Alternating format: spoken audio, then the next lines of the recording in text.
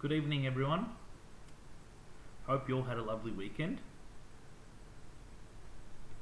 Today I'd like to do a review of the St Kilda Sydney game. I understand today is Monday, so I'm a day late to do the review. Had a very busy weekend. On a musical note, was involved in a 2-day performance, so not only I got busy with that, but couldn't go to the game, nor could I see it much. But after the concert was over, I had a good look at the highlights and saw how it all unfolded. As I speak, feel free to comment your thoughts, subscribe to the channel, and feel free to circulate this channel to anybody who you know might be interested. Okay, even though I didn't see the game live, that was a tough one to swallow, no doubt about that. I know there has been some close losses the last few weeks, but yesterday was a bit of a bitter one. And look, I don't want to take anything away from Sydney. They didn't play their very best either, but they didn't have to. They found that even when we didn't play our best, but they found a way to do it, and they won it on a critical moment. Okay, I know that was not Sydney's best performance. I have seen a few Sydney games. They're a much more hungry team than what they showed yesterday. They're much more intense. They're a very good stoppage team, good contest team. They have some big bodies. The way they played yesterday was good, but it wasn't the best. I've seen better performance of Sydney that, like more threatening performances, but it didn't matter because they got the chocolates and kudos to them. What I would like to talk in this video was the game was not lost on effort. Okay, again, the effort, another tick. I cannot fault that from the boys. Everybody, the youngsters, led the way again. I thought they cracked in, they put the effort, and I thought wherever the parts or the components where the game was lost, I would say was more on critical moments. Critical moments. Critical moments that shaped the game or that shaped the final result, which Sydney happened to capitalise well. Okay?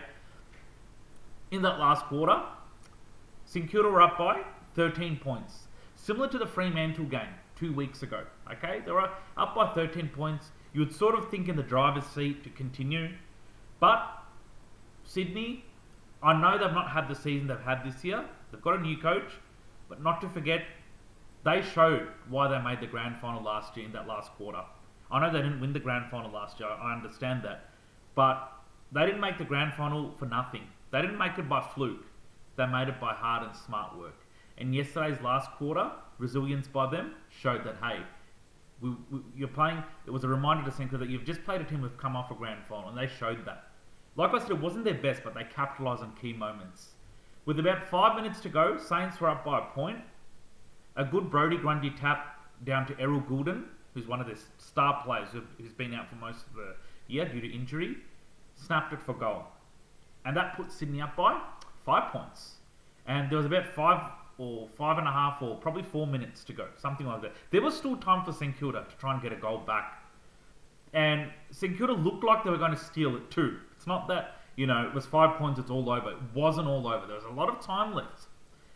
But I think what really decided is Sydney found a way to hold on. St Kilda went forward a lot of times into their forward 50 to try and conjure up something.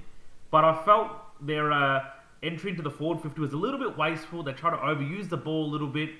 They tried to be a bit too much with the ball, tried to be a bit too smart, and it didn't work in the end. So it wasn't really over till the final siren because that game was decided under 1 goal, as reflected in the final margin. Okay, so key moments that were pretty good, and that's where it that was the game right there, to be honest. But it wasn't without a scare from the Saints. There's no doubt about it.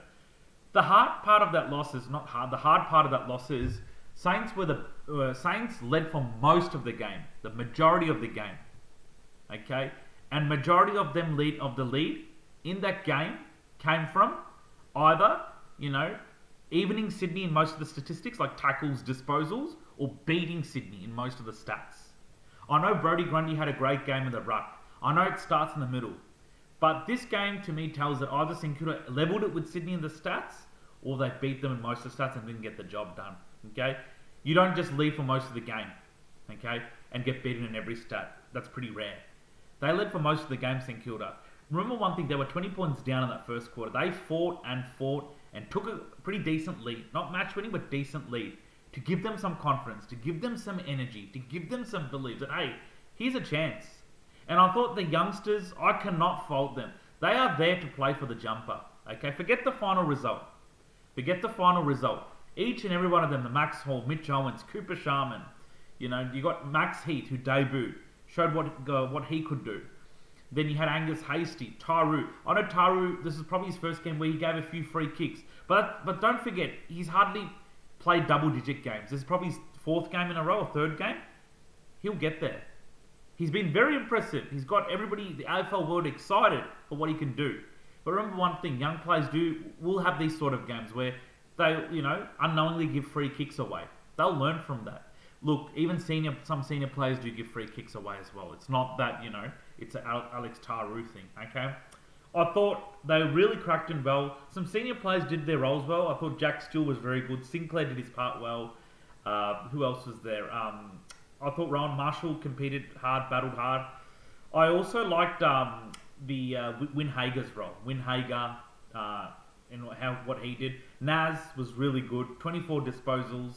I thought really did well. They put him forward, but I don't think they were Naz dependent for the victory.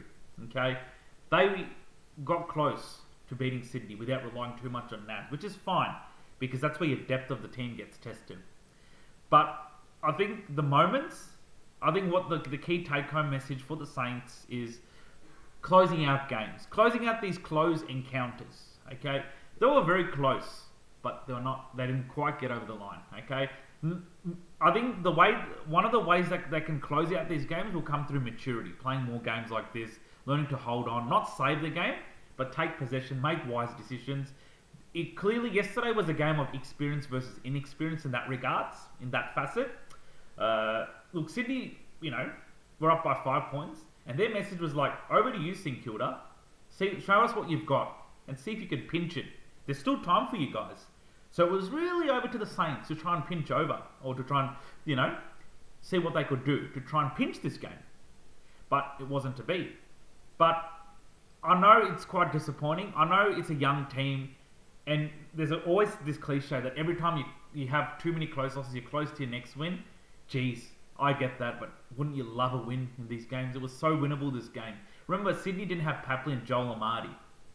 Last year, St Kilda beat Sydney with Papley and Joel Amartey at Marvel in a thriller. This year, without them, they just fell short. Okay, St Kilda have shown they're not an easy side to play against. They like to get players behind the ball, suffocate the corridor. But St Kilda, it would be good if they also take their opportunities in critical moments. So I can't fault the effort. I can't fault. Just a bit of execution poise would be really great. It's so important. And one other thing I wanted to mention. Kane Corns came out this morning on Sen and was talking about Ross Lyon. Made it sound like Ross Lyon is an excuse master. An excuse master in the sense that Ross Lyon mentioned at the start of the year that we're a young team, we're going to have these moments, and we're going to be building for something exciting and thing. Kane Corns made a comment saying, okay, St Kilda are young, but guess how many teams out there are young as St Kilda? Fremantle, Hawthorn. And Kane Corns made it sound like Ross Lyon is making an excuse. Well, Kane, to you it's an excuse, but don't forget, just because St Kilda are below Fremantle and Hawthorn the ladder, right? That doesn't mean that they're expected to win more games or win the same number of games as Fremantle and Hawthorn. Remember one thing, Cornsey? Hawthorn 2 years ago were in St Kilda's situation now. They were near bottom 4. And they've somehow fast-tracked their rebuild with some good recruitment, with some good game plan. Kudos to them, and they find themselves in this position. But let's not forget Kane. Just because St Kilda are as young as Freo and Hawthorn, right, doesn't mean that they're trying to give that as an excuse for losing. To you, it's an excuse. Everything is an excuse for you. Everything is negative for you about the Saints. It's okay. You can have all the negativity you like. Keep hating. Keep having a negativity. But one thing I can tell you, I can assure you, Corns, as a passionate supporter who has seen their games week in, week out, youth takes time to develop. Okay? So when you keep saying Ross is using that as an excuse, perhaps it's probably a reason to say that things do take time to develop. Hawthorn have fast-tracked their development. Fremantle are equally young, but they've got very good talent to get them over the line as well. St Kilda are looking to add to their talent a little bit more. They're looking to improve their list. There is top-end talent at the Saints, Cornsey. You've highlighted that before. You've rated you're a big fan of Masai Wanganeen-Miller. You said to David King a lot that you're a big fan of Mateus Filippo. You're a big fan of Win Hager and what he does in the game. There you go. That summarizes it. So on one end, you're talking about excuses, but then at the same time, you say you rate the St Kilda youth. So which side of the goalposts are you on? Anyway, I'll leave that to you to work out. But the bottom line is, developing takes time to, takes its time. And Ross, to set the record straight, Kane, Ross has clearly said at the start of the year, teams take a lot of traction to get to where they are today. You take Adelaide Crows. They haven't even made finals since Don Pike days, 2017. So this is the first time in 8 years Matthew Nicks is going to take them to their first finals. That's how much traction it's taken. They've recruited well, Adelaide. Ross is aware of how long some teams have taken and how long some teams are still taking to achieve their peak. And Ross has clearly said, Kane, that he doesn't want to take that long for St Kilda. He's made it very clear. He's keen to fast track the development of this side. He's keen to push them into finals contention before his contract expires. I think for those who don't know, Ross Lyon's contract, it's been extended, expires at the end of 2027 with, hearsay dialogues that Corey Enright might be his successor. But let's see, that's just as of now. Ross doesn't want to take this long. The fact they're going for big names in the offseason speaks a lot. Kane, you said they need to add to their list. They're going to do that. They're keen to add to their list. They need to go younger. They've got to add more talent. They're looking to do that. They've drafted pretty well the last few years. Like I said in my previous videos, this is probably one of the best draft periods for St Kilda since the Grant Thomas, Ross Lyon first time days. Okay? Couldn't say the same during Alan Richardson, Brett Radden days. Okay? So he's looking to add to the talent. He's looking to expedite this build. There's no doubt about that. Remember one thing, St Kilda supporters know that their next flag is overdue. They cannot wait. So they're doing all that to try and fast track this rebuild. I know, Kane, you think it takes 6 years for a team to develop. It can also change pretty quickly. What you're saying about Hawthorn today, Kane, you didn't have the same impression about them 2 years ago. Some of you, in fact, spoke that Hawthorn will take close to 8 years to develop. And today, they're nowhere near 8 years in rebuilding. They've fast-tracked it with some brilliant recruiting in the off-season the last 2 years. They've gone younger. They're still a work in progress with their list, mind you, Hawthorn. They're still going to add to the list. It's not a complete list. You ask Sam Mitchell, and he has mentioned this several times in his press conference. We're not a finished product yet. It's promising, but we want to build. St Kilda's looking to do the same. Okay? What I really admire with those type of supporters, they've stuck with their team. Remember, Hawthorn were pretty ordinary 2 years ago. They were a bottom force prospect. They were questioned about a lot of things like their tanking culture. I remember James Sicily was given a lot of questions. What are you guys doing? Do you know about your plan? Sam Mitchell was questioned. They answered it very professionally because they knew what they were doing as a club. And Ross has outlined several times that we know where we're at as a club. We're looking to add to the youth. But till we contend, I want to see effort from the boys. Show that they're up for the fight. And of course, he's looking for reward for effort. I saw his press conference, mind you, last night. He was disappointed, Ross Lyon. He said it was a game for the taking, and it didn't happen. He was equally disappointed. It's not that, they gave great effort and, I couldn't ask for more. Of course he asked. He's asking for a victory, absolutely. I know it's a young side. Of course he's not using youth as an excuse. He's telling you what is happening with St Kilda, Kane. It's not an excuse. To you, it's an excuse. Every time St Kilda explains something, it gets interpreted as excuses for reasons known to you guys. And that's okay. But Ross and the coaching staff know where this list is at. We supporters know where it's at. We know we want to keep adding more to this list. It's very, very blatant. I understand that. But you know what?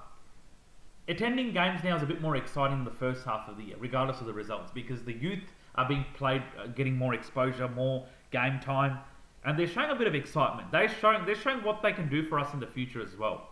So they need the experience. They've got to pump. They've got to get more talent. There's no doubt about that. Now, I know Fremantle are young. They've got a lot of youthful, talented players, but they've got some experience who are fast-tracking them, like Alex Pearce. Then Josh Tracy's been in the system for 5 years now. The Giant has been there. Shai Bolton, he's an experienced player from Richmond, has won a flag. So they've gone and got those type of players to try and expedite their build. Caleb Sarong has been there for quite some time. They've got a lot of players. who have been in the system for quite some time. I know they're young, but they've got some talent from elsewhere that has helped fast track. And Senkura are looking to model that and trying to fast track it. Absolutely. Ross knows rebuilds take time. There are teams who are still in the bottom, who have still not yet found their feet. He knows. And he's keen Senkura doesn't go down that pathway. And whenever I see Ross's body language in press conferences, I've always trusted him. I've always know he's being genuine. He's being straight to the point, and he's not mincing words. Okay, so to that extent, it doesn't faze me or worry me or startle me where the club is going. They want to add more to this. It's very obvious. Like I said in my videos, when Rossline entered this club for his second stint at coaching, he had no choice but to overhaul this list. What can he do? He had to overhaul. There was no two ways out of it. But to get something out of this list and to see them whether, I think it's a great effort by him.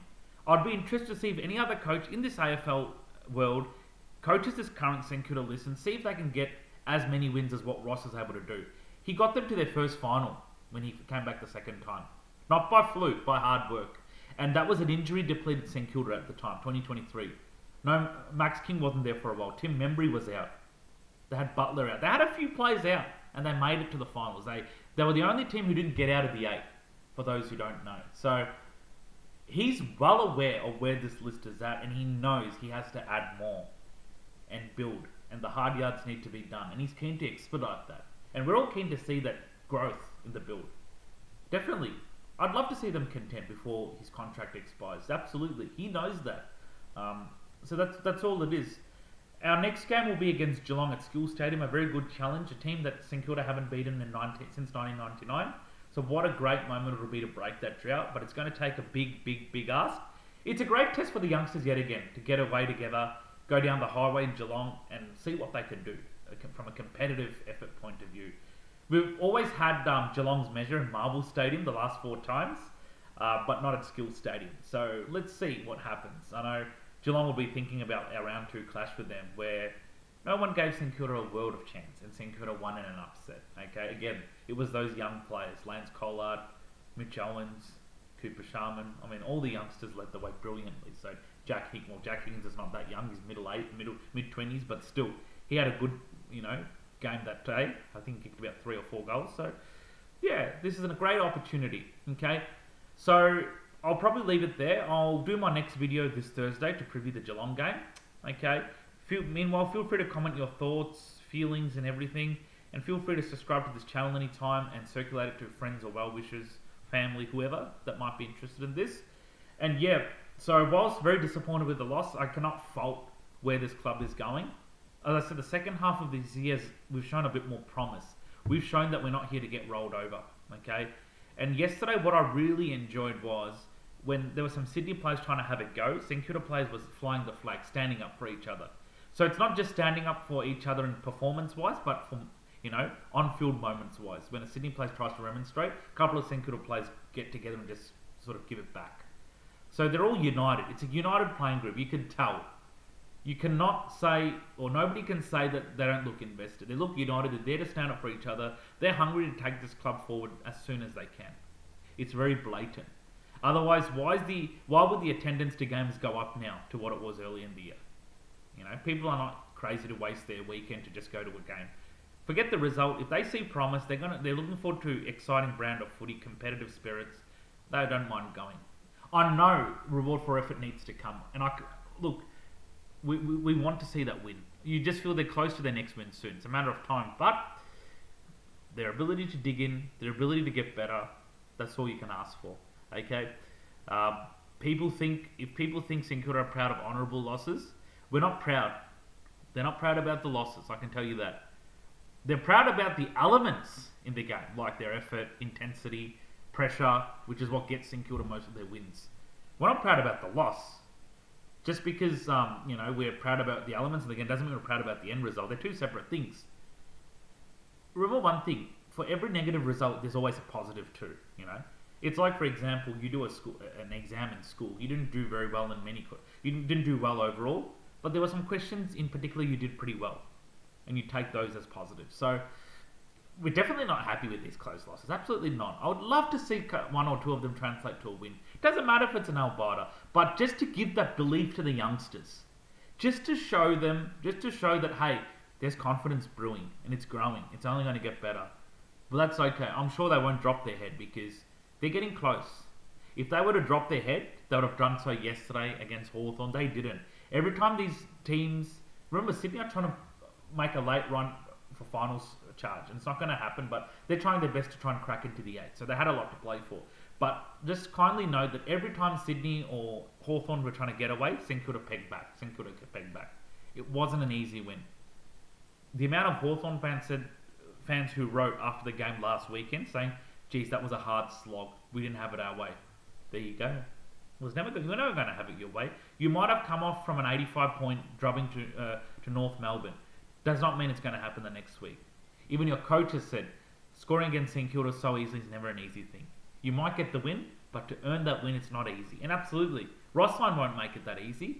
But at the end of the day, if St Kilda can tighten their entries into the forward 50 and kick them a bit more accurately, a lot of these will be wins. And I have no doubt these losses will become wins in future. There's no doubt about that. There's not going to be any other way out of it. It's not going to be a draw.